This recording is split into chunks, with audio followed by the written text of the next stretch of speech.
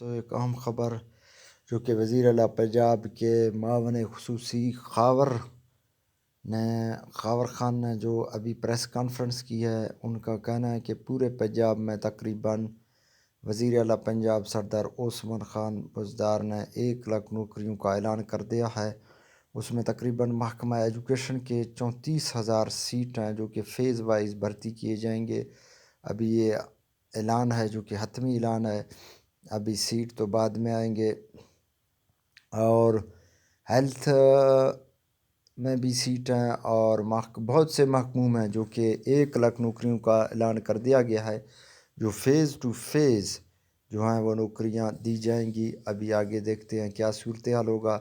اب سب دوستوں اور ویوز سے گزارش ہے ہمارے چینل کو سبسکرائب کریں اور بیل آئیکن کا بٹن دبائیں تاکہ ہر نئی آنے والی ویڈیو آپ تک پہنچ سکے۔